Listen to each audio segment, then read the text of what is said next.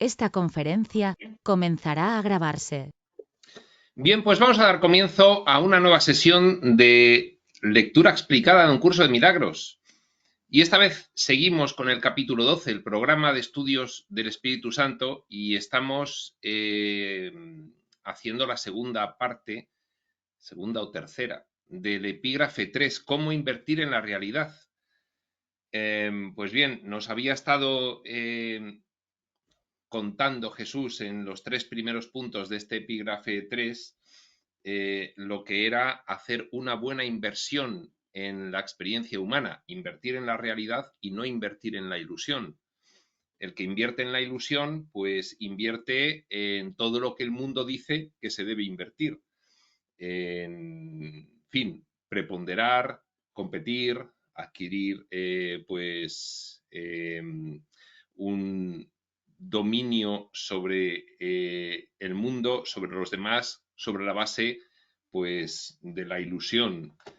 Y nos explicaba Jesús, bueno, pues que en realidad estas personas que piensan que con la competición y el ataque se consigue algo, pues en realidad son muy pobres, y que el verdaderamente rico es el que entiende cuál es la verdadera riqueza, la riqueza del espíritu, y que de esa manera puede enseñarle a los pobres cuál es el verdadero tesoro, único tesoro real que existe aquí en la experiencia humana, el tesoro del amor.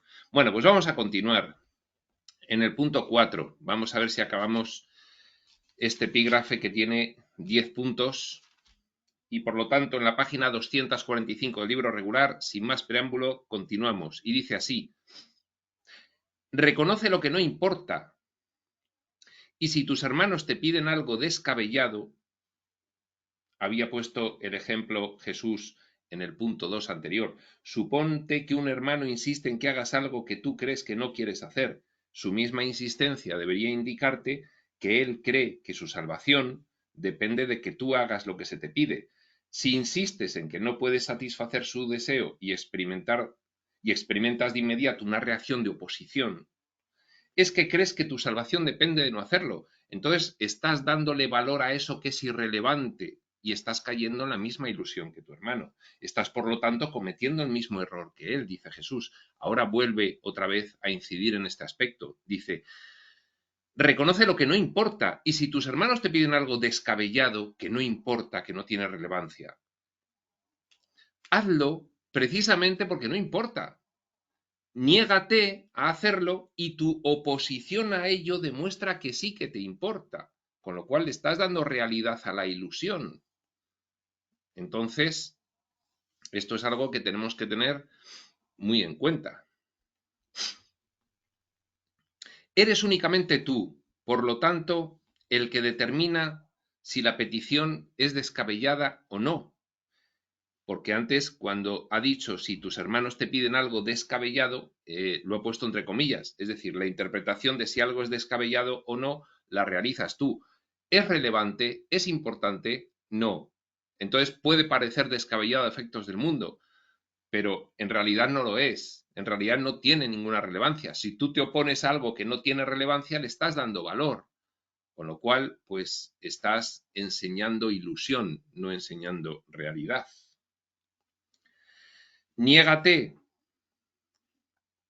a hacer algo que tus hermanos te pidan que no importe. Niégate, y tu oposición, tu negación, demuestra que sí, te importa. Eres únicamente tú, por lo tanto, el que determina si la petición es descabellada o no. Y toda petición de un hermano es tu propia petición. Cuidado, claro, conciencia de unidad. Toda petición de un hermano es un reflejo de tu mente. Si a ti te parece descabellado y te opones, si a ti te parece que tiene importancia cuando no la tiene, le estás dando importancia a lo que no lo tiene. Y en el mundo nada tiene importancia. Lo único que tiene importancia es recordar quiénes somos en realidad. Todo lo demás no la tiene. Y si mediante la atención, acceder a una petición irrelevante de tu hermano, tú vas a poder iluminarle, pues entonces eso que no tiene ningún sentido, sin embargo, se convierte en un recurso de aprendizaje.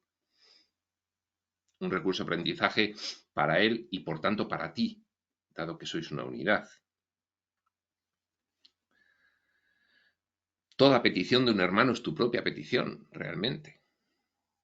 ¿Por qué te empeñas en negarle lo que pide? Pues negárselo es negártelo a ti mismo y empobrecerte a ti y a él. Empobrecer es ahondar en la ilusión, ahondar en lo que no es real. Y eso es empobrecerte, dado que el auténtico tesoro es precisamente recordar quién eres.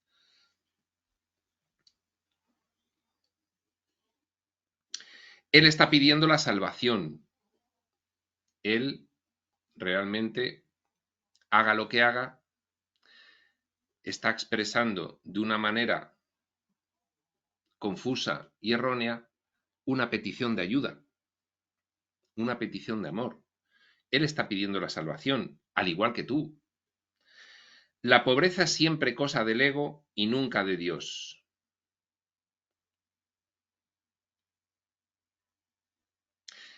En este caso, ¿qué haría Dios en este lugar mío? ¿Qué haría Dios? Dios actuaría en la mejor expresión de la unidad, es decir, del favorecimiento de mi hermano y por lo tanto del mío, del conjunto. Siempre daría la solución más apropiada para lo que importa en realidad, que es esa relación que se establece entre ambos, que permite esa transformación de la mente de ambos que lo necesitan para darse cuenta de cuál es el verdadero tesoro. Ninguna petición es descabellada para el que reconoce lo que es valioso y no acepta nada más. Y ahí está la cuestión. ¿Cuál es tu propósito en el mundo? ¿Qué quieres enseñarle a tu hermano?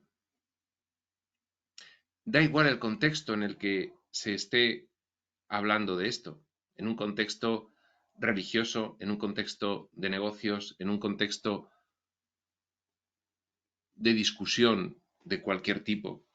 ¿Qué quieres enseñarle a tu hermano? ¿Qué le quieres enseñar? Da igual el contexto. Amor u oposición, competencia, conflicto, prevalencia, predominancia y por lo tanto especialismo. ¿Qué le quieres enseñar? 5.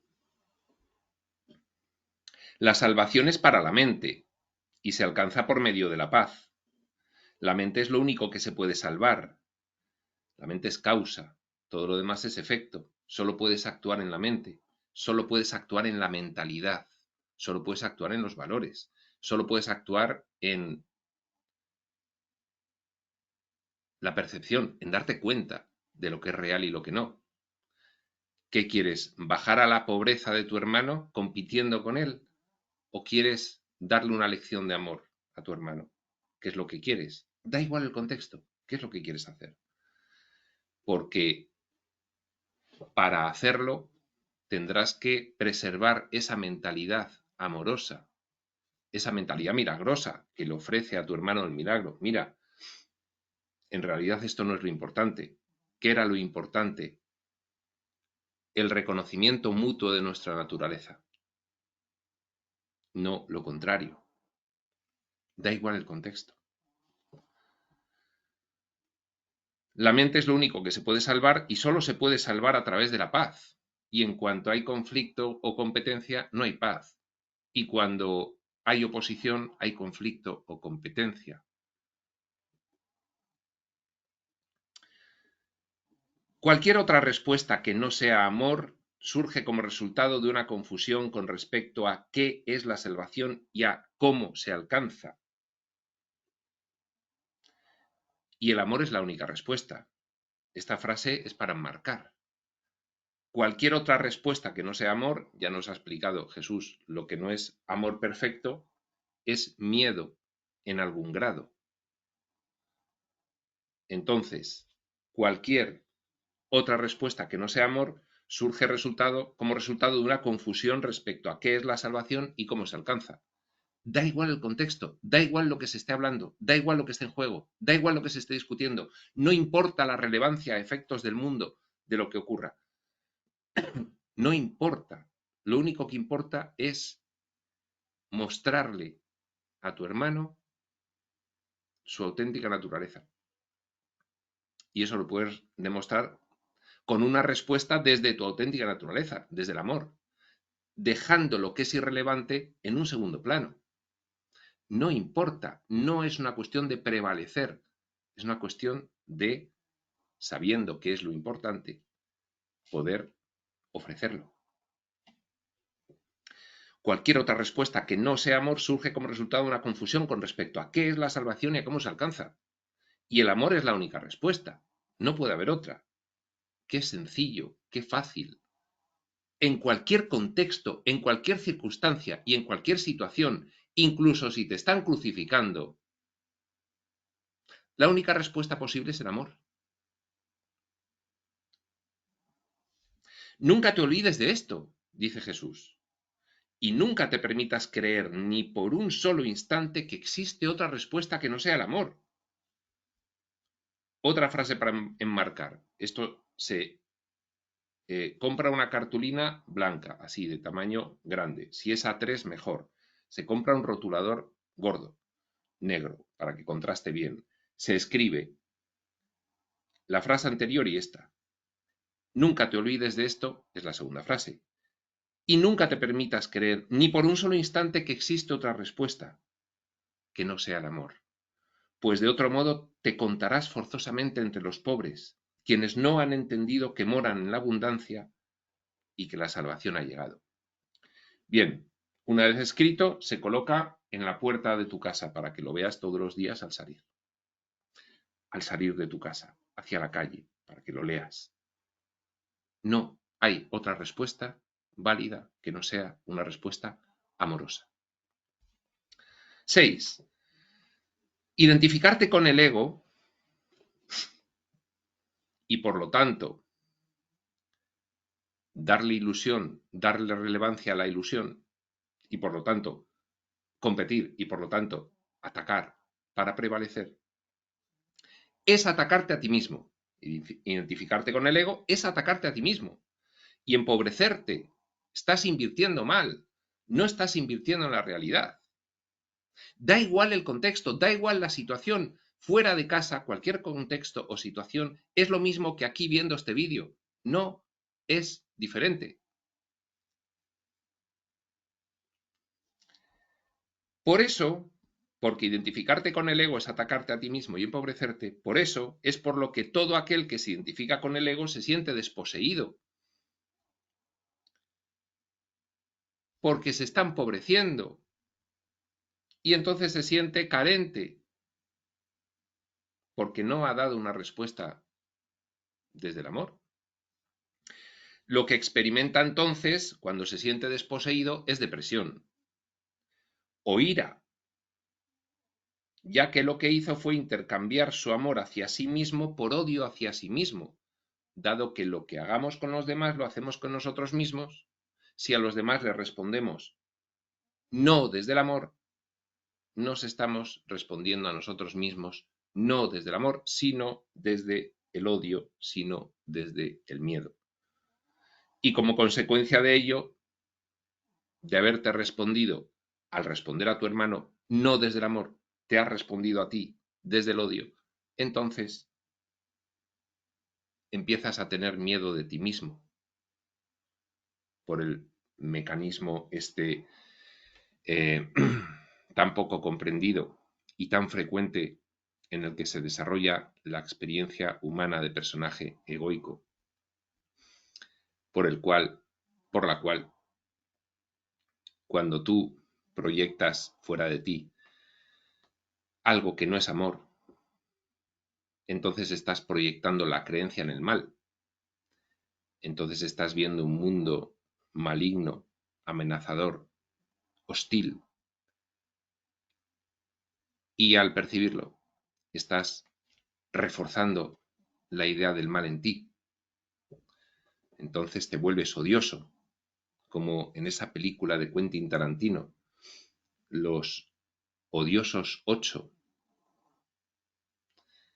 En fin, personas a efectos de la espiritualidad muy pobres, porque solo pensaban en ellas mismas y siempre daban respuestas a los demás no de amor. El mensaje final es que acaban todos con finales trágicos, en una entretenidísima tragicomedia típica de Tarantino.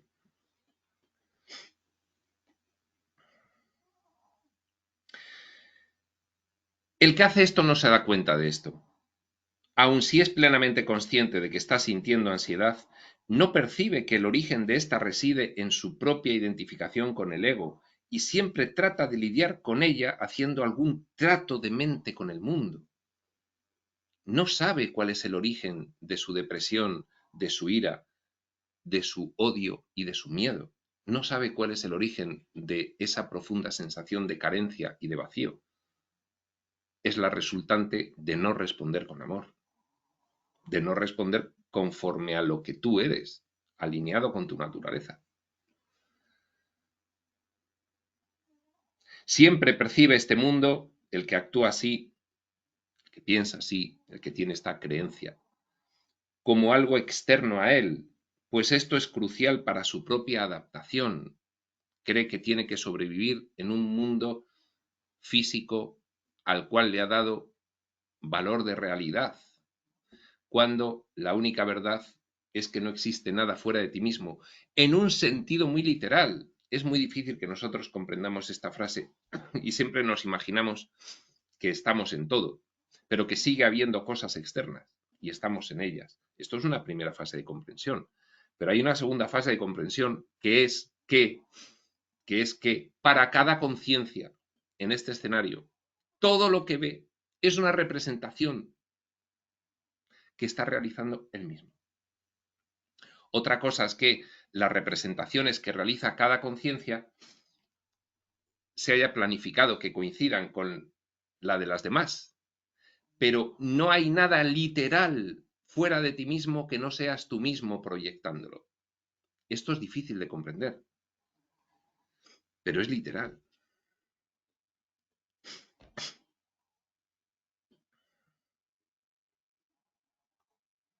No se da cuenta quien se empobrece de esta manera de que él es el autor del mundo, es una proyección de la conciencia, pues fuera de sí mismo no existe ningún mundo, y es literal, es la Matrix, es Neo, es el señor Anderson metido en la cápsula de líquido con los cables que le están captando la energía y él soñando que vive su vida. Pues bien, su vida, él ve un mundo externo, está todo aquí. No hay ese mundo externo. Cada una de las cápsulas con cada uno de los cuerpos está soñando su vida y sueñan una vida en conjunto, entre todos. Pero no la hay.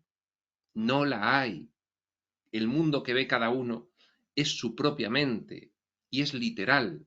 Y esto es muy difícil de integrar.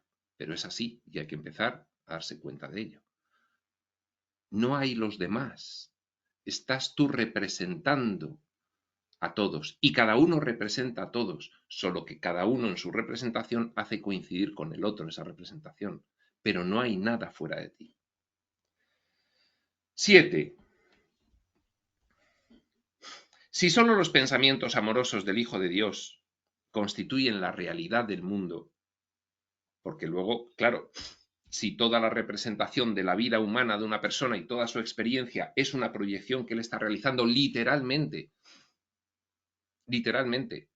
y entonces lo único que hay de real ahí es lo que coincide con su naturaleza, que son sus pensamientos amorosos, lo único que hay de realidad rescatable de toda esa alegoría de toda tu vida desde que naces hasta que mueres, que es una representación mental, incluyendo a los demás, que son representaciones holográficas tuyas.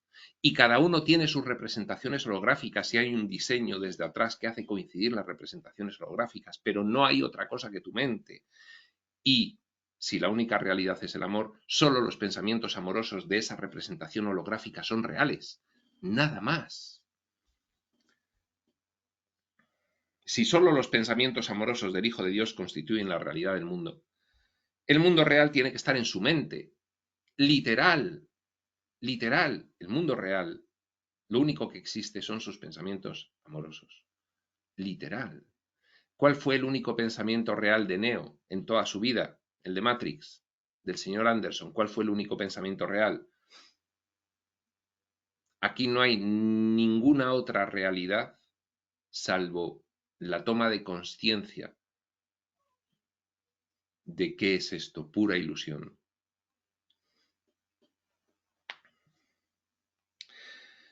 Sus pensamientos descabellados tienen que estar también en su mente, pero él no puede tolerar un conflicto interno de tal magnitud. Por lo tanto, sus pensamientos descabellados los proyecta holográficamente y se genera una experiencia vital donde proyecta su creencia en el mal, sus pensamientos descabellados. Una mente dividida está en peligro porque en cuanto hay una disonancia cognitiva y dos pensamientos enfrentados, lo dual, el bien y el mal, se proyecta hacia afuera para solucionar el conflicto y surge la proyección holográfica de ese mundo maligno y hostil que te ataca, cuando en realidad es que hay en pugna dos sistemas de pensamiento en tu mente. Una mente dividida está en peligro de bajarse al subnivel de la ilusión creyéndose que es real, de proyectarlo y creerse que es real. Y el reconocimiento de que alberga dentro de sí pensamientos diametralmente opuestos es intolerable. No puede con la disonancia cognitiva, la tiene que deshacer y entonces la proyecta fuera de sí para verla fuera y decir esto no es mío. Y de esa forma el peligro de esa mente dividida surge porque comienza la prisión. La prisión consiste en fabricar un mundo absolutamente falso y creerte que es real.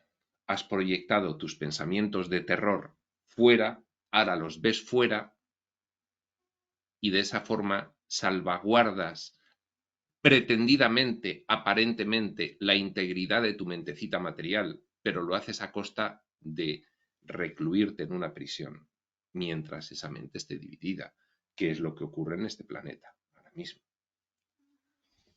Proyecta, por consiguiente, la división, no la realidad.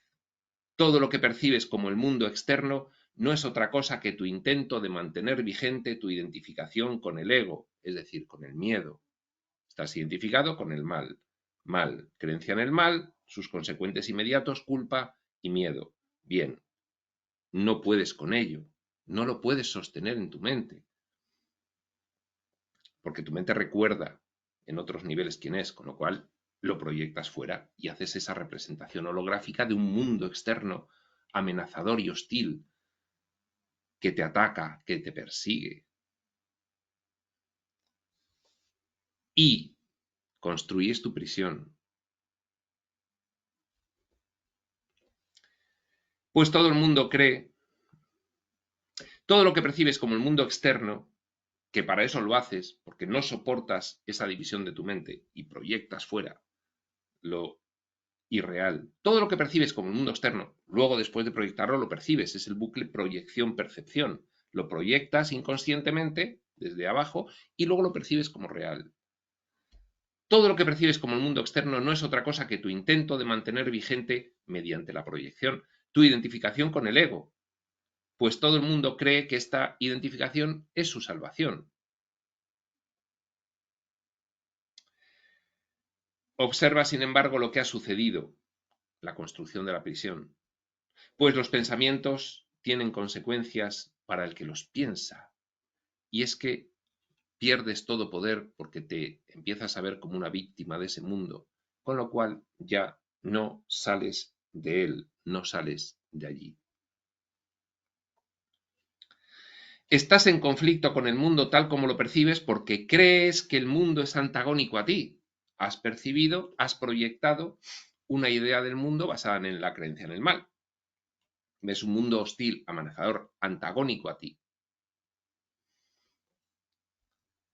Es como el que está soñando con una pesadilla y está, no, no, por favor, por favor. Se nos ve desde ámbitos superiores de conciencia, se nos ve así. No, está soñando, es una pesadilla, despierta, despierta, despierta. Estás en conflicto con el mundo tal como lo percibes porque crees que el mundo es antagónico a ti, igual que en una pesadilla. Esta es una consecuencia inevitable de lo que has hecho. Inevitable, claro. Has asumido la ilusión en tu mente, como es antagónica a la verdad, la proyectas fuera y luego la percibes como si fuese real. Y entonces te encuentras un mundo ilusorio que te persigue. Y tú, no, por favor. Y del cual no puedes escapar. Y sobre el cual no tienes ningún poder. Esta es una consecuencia inevitable de lo que has hecho. Has proyectado afuera aquello que es antagónico a lo que está dentro. Dualidad en tu mente. Bien y mal, antagónicos. Mal fuera, proyectado. Genero un mundo que representa el mal y me persigue. Es antagónico a mí. Sufro tremendamente. Pero el origen está aquí. No está allí. Está aquí.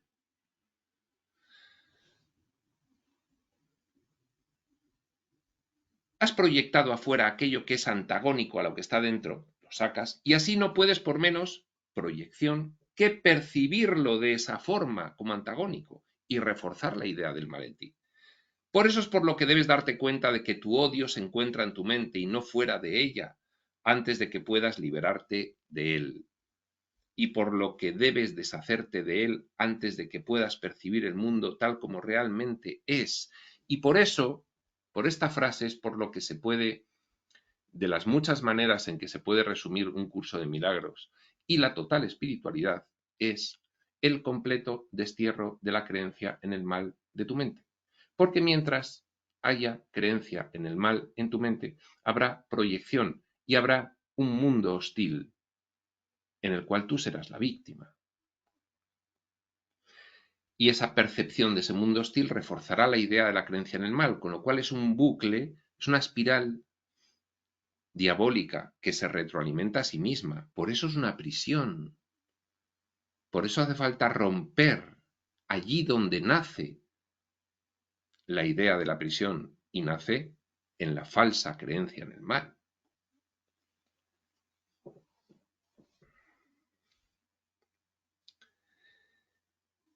8. He dicho antes que Dios amó al mundo tanto que se lo dio a su Hijo unigénito.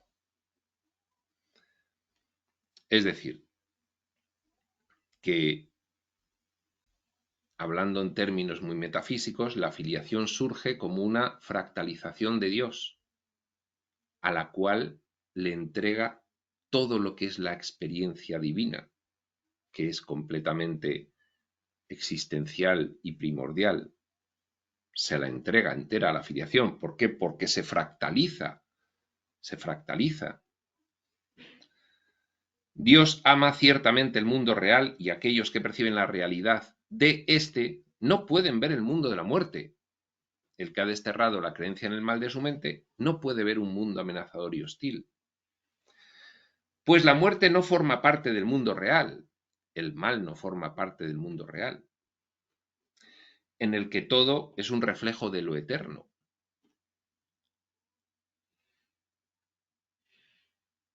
En este caso referido a la idea de la mortalidad como opuesto a la inmortalidad del espíritu.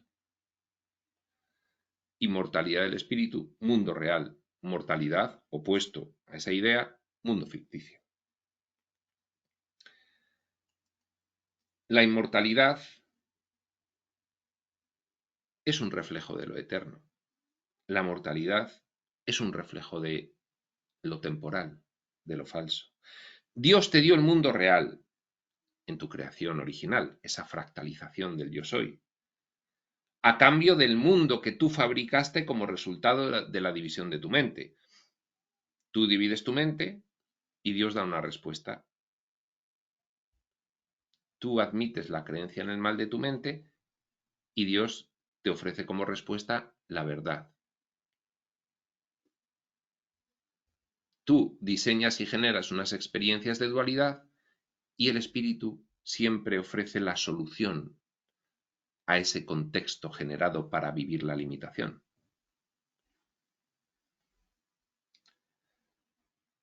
Dios te dio el mundo real, repetimos, a cambio del mundo que tú fabricaste como resultado de la división de tu mente por haber admitido en ella la idea del mal y haberla proyectado, el cual, el mundo que tú fabricaste, es el símbolo de la muerte. Pues si pudieses realmente separarte de la mente de Dios, perecerías. No puedes separarte realmente de la mente de Dios, por eso tienes que dividir tu mente y, una vez dividida, alojar en ella la falsedad, para poder experimentar todo esto. Claro, un experimento extremo, pues necesitas ayudas para darte cuenta de que es un experimento extremo. Y lo tienes que hacer tú. No tiene sentido. Si tú has ideado un experimento extremo para tú entrar y salir de él, no tiene sentido que lo hagan por ti. Lo tienes que hacer tú.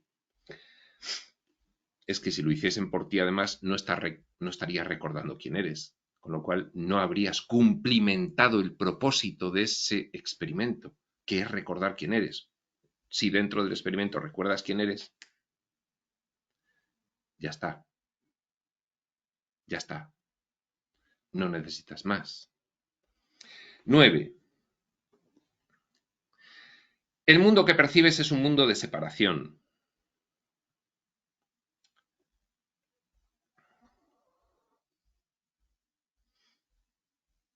Quizás estés dispuesto a aceptar incluso la muerte, separación como idea opuesta a la unidad de lo que eres realmente. Quizás estés dispuesto a aceptar incluso la muerte con tal de negar a tu padre. Tal es tu identificación con la ilusión. Eres capaz de aceptar incluso la muerte con tal de negar a la idea que tienes de tu padre. Además, claro, es una confusión extrema. Sin embargo, él, tu padre, el Padre Universal, el yo soy, aquello de lo cual procedemos,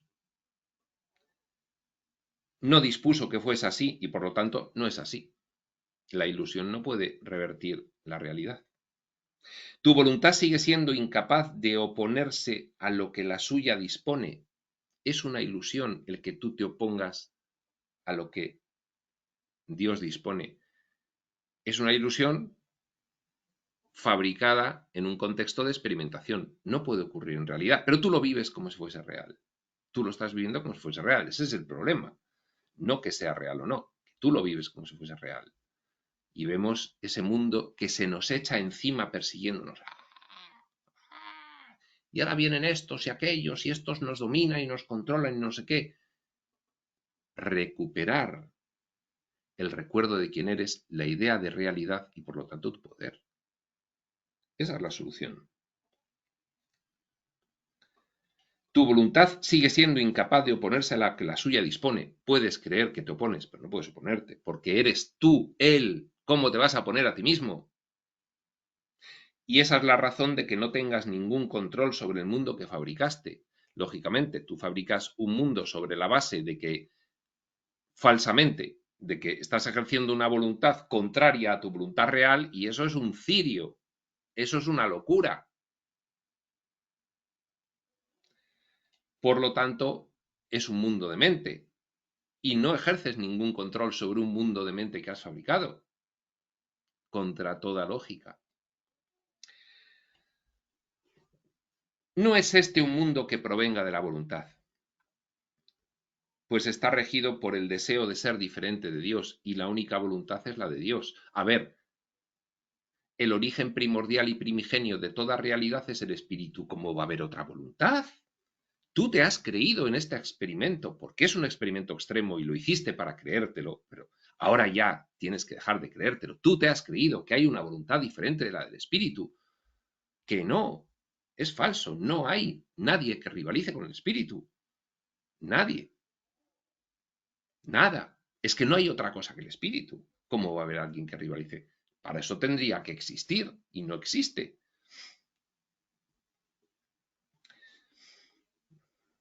El mundo que has fabricado es, por lo tanto, completamente caótico. No puede ser de otra manera, porque se basa en la locura, en la demencia, de creer lo falso. Y está regido por leyes arbitrarias que no tienen sentido ni significado alguno, las leyes del caos.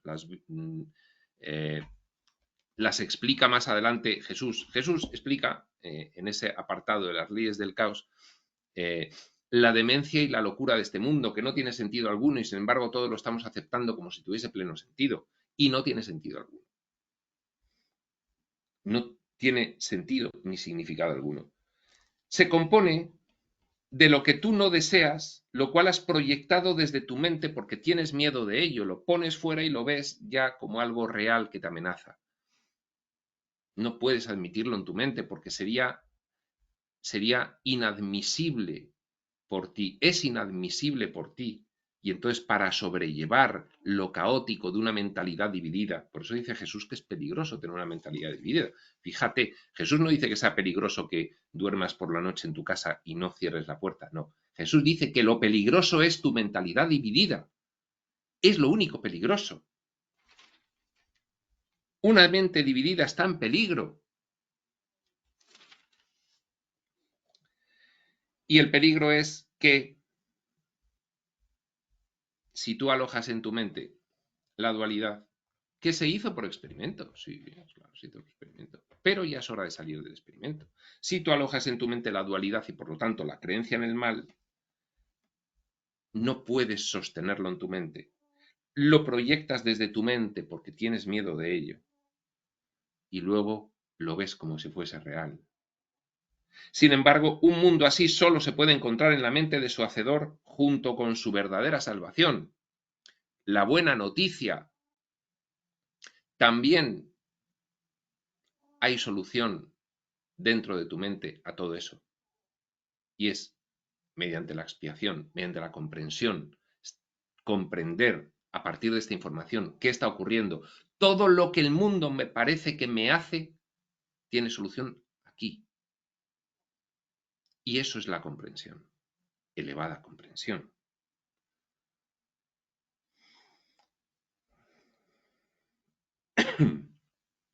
No creas que la salvación se encuentra fuera de ti, ya que únicamente reconociendo dónde se encuentra es cómo podrás tener control sobre ese falso mundo que has ideado. Ciertamente tienes control sobre tu mente, ya que la mente es el mecanismo de la decisión. Es lo único sobre lo cual tenemos plena soberanía, sobre las decisiones que tomamos, sobre nuestra mente, sobre lo que decidimos pensar, valorar, interpretar, juzgar. Es lo único, porque no existe otra cosa, porque todo lo que ves es una representación de tu propia mente, en sentido literal, literal. 10.